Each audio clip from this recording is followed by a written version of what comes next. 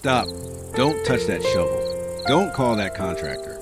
Don't even look at a blueprint until you watch this video first. I'm going to tell you something that most farmhouse builders find out the hard way, usually after losing tens of thousands of dollars and months of their lives. Ready? Most farmhouse builds that go over budget, most projects that get slapped with stop work order, most dream homes that turn into nightmares. They didn't fail during construction. They failed before a single shovel hit the ground. Today, I'm giving you the 25-item pre-construction checklist that every farmhouse builder needs before they break ground.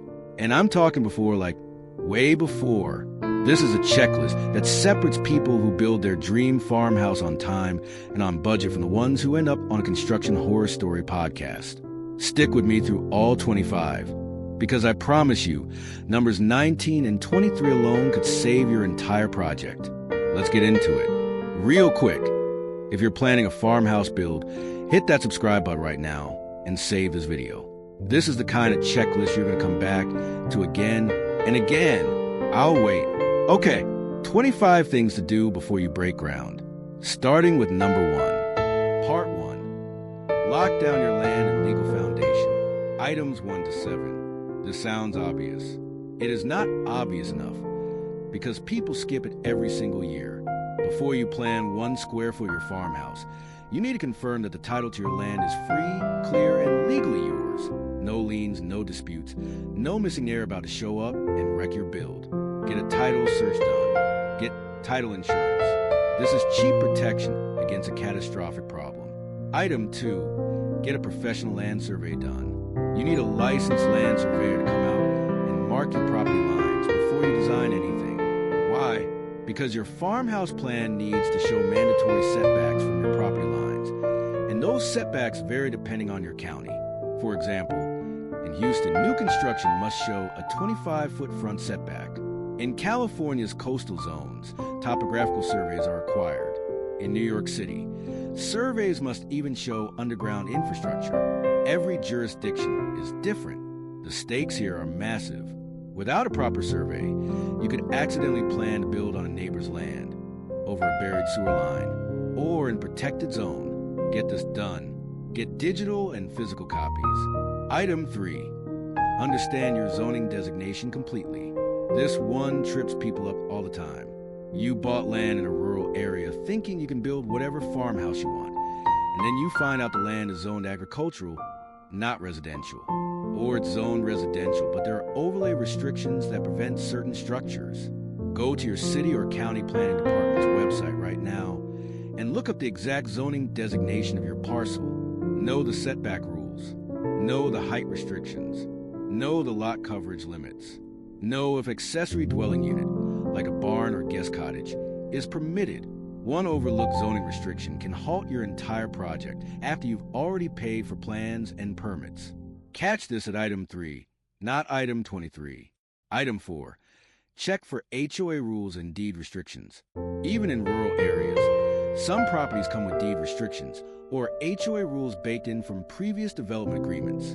These can dictate your architectural style, approve materials, approve colors, and even the minimum square footage of your home. Modern farmhouse aesthetics, board and batten siding, black window trim, metal roof accents, sometimes run into HOA rules that were written 30 years ago. Check this before you fall in love with a design you're not allowed to build. Item 5. Pull the FEMA flood map for your property. Go to FEMA's Flood Map Service Center online and look up your parcel. If your property falls in a special flood hazard area, what FEMA calls an SFHA, you're going to face strict elevation standards, additional construction requirements, and mandatory flood insurance that can be very expensive. Here's the kicker. In 2026, many municipal risk maps are now more stringent than federal FEMA maps because they've been updated with newer climate data. After pulling the FEMA map, call your local planning office and ask specifically about their current flood zone data. This affects your foundation design, your insurance costs, and your financing options. Don't skip it. Item 6, research environmental protections and wetlands. If your land is near a stream, creek, pond, or low-lying area, there's a real chance part of it falls under wetlands jurisdiction regulated by the Army Corps of Engineers. Under the Clean Water Act, you cannot dig, grade, or change natural water flow in these areas without specific permits, sometimes very difficult permits to get. Also check, is your property near protected habitat, a historic district, a wildland-urban interface fire zone? This is a 2026 reality. Many more counties, especially across the western U.S., have now adopted WI fire safety building codes since just a few years ago. If your land falls in one of those zones, there are additional permit requirements, material restrictions, and construction standards that apply from day one. These aren't surprises you want at the permit counter. Item 7. Confirm road access and easements.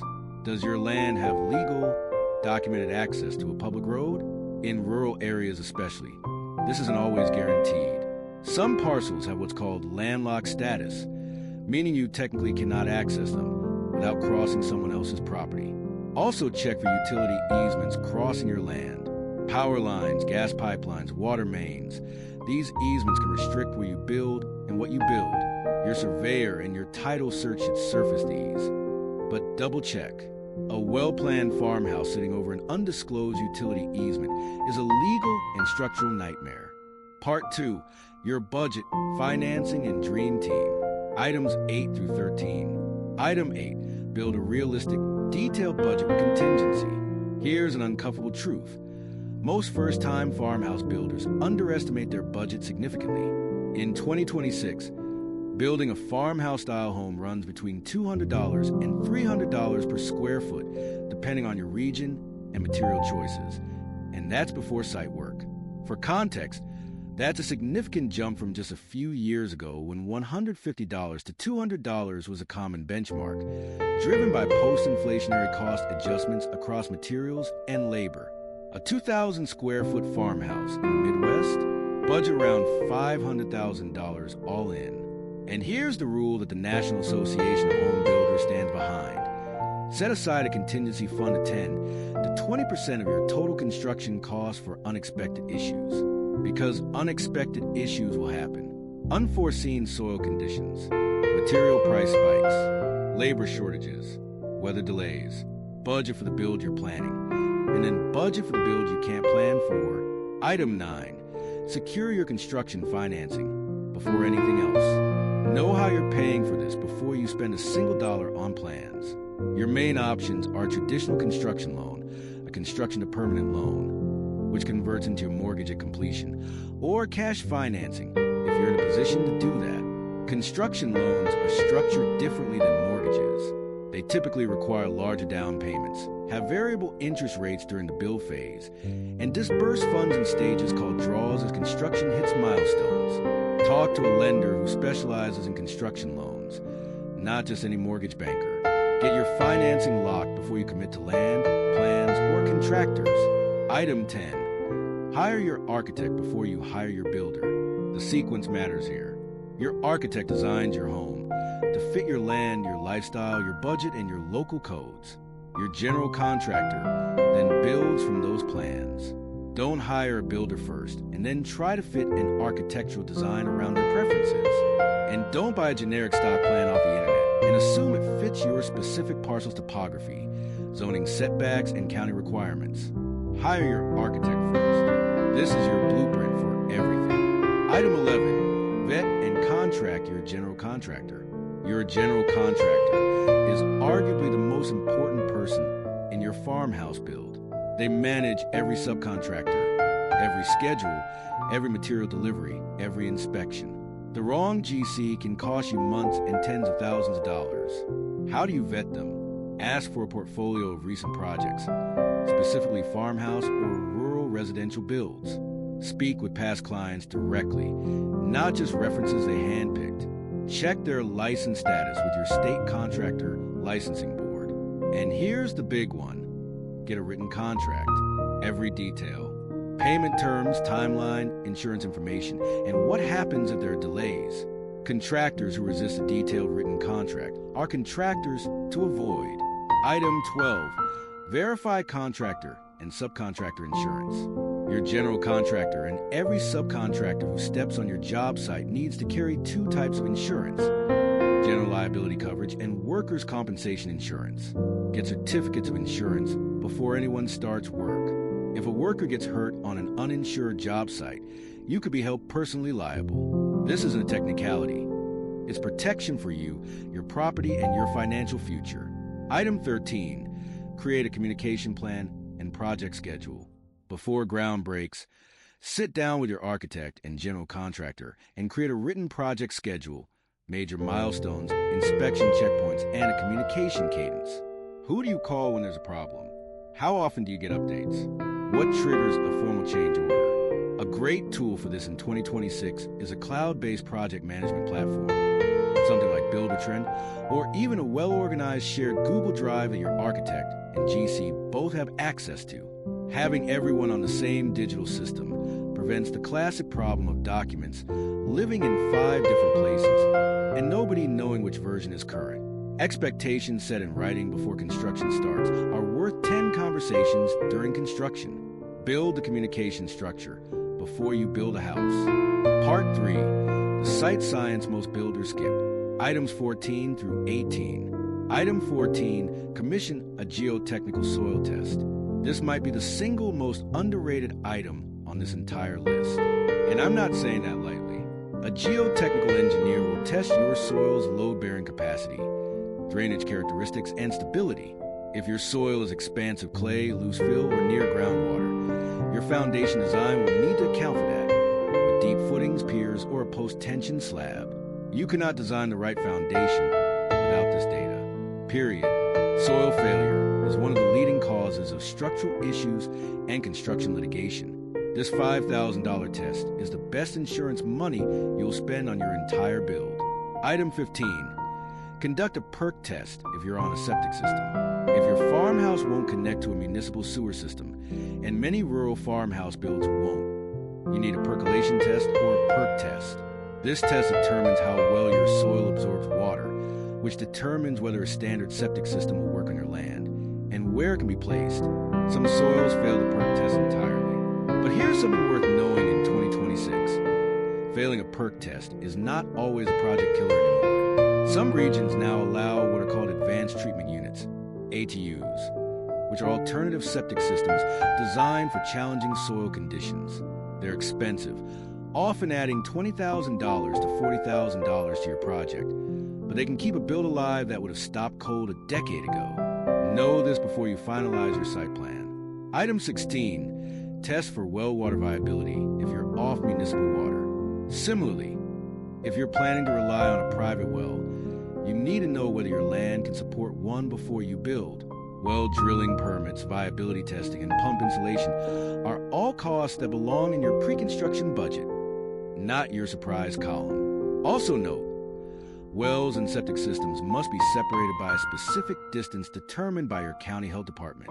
This affects your site plan. Get this information before your architect finalizes anything. Item 17. Evaluate drainage and grading conditions. Walk your land after a heavy rain. Where does the water go? Does it drain away from where you're planning to build? Does it pool anywhere? Proper site grading directs water away from your foundation and creates positive drainage slopes across your property. Getting grading wrong is one of the most expensive mistakes in residential construction because water always wins. It always finds a path of least resistance, and if that path leads toward your foundation, you're looking at moisture damage, settling, and structural problems that compound over time. Item 18. Check for buried utilities, tanks, and contamination. Call 811. That's a national call before you dig line in the United States, before any ground is disturbed. They'll mark locations of buried gas lines, electrical cables, and water mains on your property. And if you're buying land that had any previous agricultural or industrial use, ask about underground storage tanks. Old fuel tanks are common on farm properties.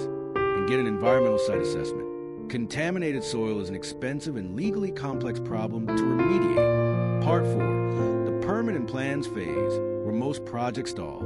Items 19 through 22. Part 4. The permit and plans phase, where most projects stall. Item 19. Get all required permits before breaking ground. This is one of the 2 items I mentioned at the beginning that can save your entire project. Listen carefully. In 2026, the most common reason construction projects get hit with a stop work order is starting before permits are approved. And stop work orders don't just pause your build. They can require you to demolish work already completed and start over. Permits typically required for a farmhouse build include building permit, grading or excavation permit, electrical permit, plumbing permit, mechanical permit, and, if applicable, septic and well permits. Some areas also require environmental impact permits and stormwater permits. One more thing. Most jurisdictions in 2026 have moved to e-permitting digital submission portals for permit applications. If your county has one, use it. Digital submissions are tracked, time-stamped, and generally processed faster. Ask your local building department if they have an online portal and whether submissions through it move faster than paper applications. The permit timeline can take anywhere from a few weeks to several months. Start early. Do not break ground on the assumption that your permit is coming. Item 20. Finalize complete architectural and structural plans. This goes hand in hand with permits because you can't get a permit without complete stamp plans. And I mean complete. Preliminary floor plans are not sufficient. Your plans need to include architectural drawings, structural engineering calculations, mechanical, electrical, and plumbing schematics, and energy compliance documentation. And critically, your structural plans must match your architectural plans perfectly. Any discrepancy, no matter how small, between a beam location on the architectural set and the structural set will cause permit delays. This is a common, avoidable mistake. Item 21. Plan your inspection schedule in advance. Most jurisdictions require inspections at multiple stages of your build, not just at the end. Common required inspections include footing and foundation framing, electrical rough-in, plumbing rough-in, insulation, and final inspection. Here's what many first-time builders don't know. You cannot cover up or bury work until the inspection for that phase is passed. If you pour concrete before the foundation inspection, you may be required to demolish it. Talk to your local building department before you start and get the full inspection schedule in writing. Item 22. Review your plans for farmhouse-specific design details. Visual suggestion. Show a comparison diagram of a standard slab foundation versus a farmhouse-style crawlspace or raised foundation, since this is one of the most common structural differences in farmhouse builds. This one is about protecting your vision. The farmhouse style you love. Wraparound porch, board and batten siding, steep gable roof, black window trim, metal roof accents. These elements each have structural and budgetary implications that need to be baked into your plans from the start. Metal roofs are more expensive up front, but last far longer. Wraparound porches require proper drainage planning. Open concept interiors need engineered beam solutions where load-bearing walls are removed. Custom wood trim and authentic materials cost more than they appear to budget for. Review your plans with your architect for farmhouse-specific details and price every element before you're committed. Part 5. The final 3, infrastructure, timing, and the one thing everyone forgets. Items 23 through 25. Item 23. Plan all utility connections and extensions early. And here's the second item I promised you at the start that could save your project. Utility connections on raw land, especially rural farmhouse land, can be shockingly expensive and take a very long time to arrange. We're talking about electrical service, water, natural gas, internet and telecom, and potentially sewage connections. In 2026, transformer shortages are real and documented. Fiber optic infrastructure is expanding into rural areas, but the coordination timelines have gotten longer, not shorter. Electrical utilities will specify the connection point and may charge for line extensions beyond a certain distance, sometimes thousands of dollars per foot. Water main taps require fees and pipe installation. If your land doesn't have natural gas service, you're looking at propane tanks or alternative heating systems. Here's why this is number 23 and not number 5. Because most builders think about utilities during the build, not before it. The reality is that utility lead times in 2026 can delay your groundbreaking by weeks or months if you don't start the coordination early. Call your utility providers the moment you secure your land. Item 24. Set a realistic timeline with buffer time built in. The average time to build a new home from groundbreaking to move-in is 9 to 12 months. But that's from groundbreaking. your pre-construction phase. The 25 steps on this checklist can take 3 to 6 months by itself, sometimes longer. Permitting delays, soil testing turnaround, contractor availability, plan revisions, these all take time. Build buffer time into your project timeline, and do not make major life decisions, quitting a lease, selling your current home, relocating, based on an optimistic construction timeline. Plan for delays and be pleasantly surprised if things go smoothly. Item 25. Build your documentation system before day one. The last item. And this one is about protecting everything you built, literally, before your shovel hits the ground. Set up a system for documenting your build. Use a cloud-based folder, Google Drive, Dropbox, whatever works for you, and organize it from day one.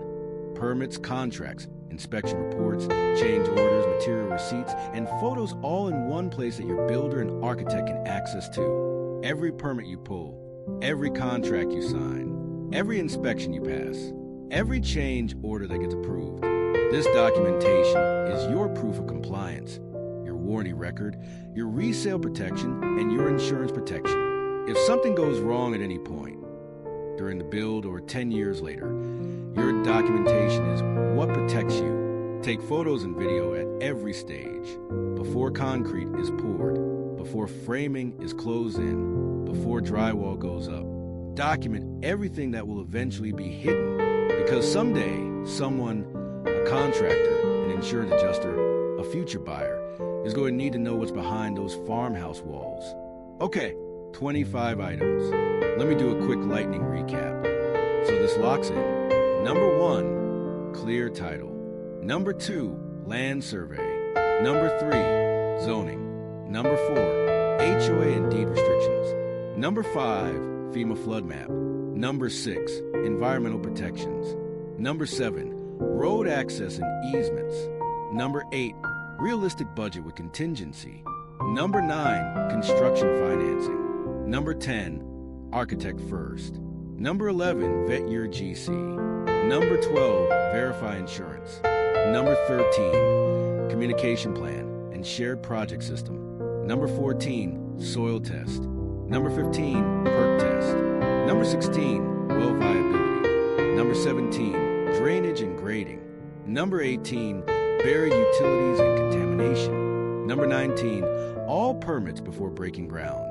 Number 20, complete stamp plans. Number 21, inspection schedule. Number 22, farmhouse design details reviewed. Number 23, utility connections early. Number 24, realistic timeline with buffer. Number 25, your documentation system. That is the difference between a farmhouse build that becomes a home you dreamed about and one that becomes a story you tell at dinner for the wrong reasons. Here's what I want you to do right now. Save this video. Share it with whoever you're building with, your partner, your builder, your family.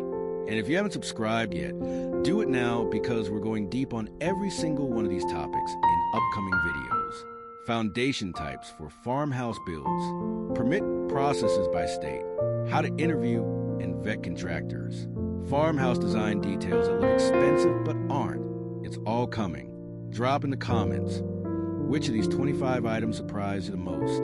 I read every comment. I genuinely want to know where you are in your build journey. I'll see you in the next one. Happy building.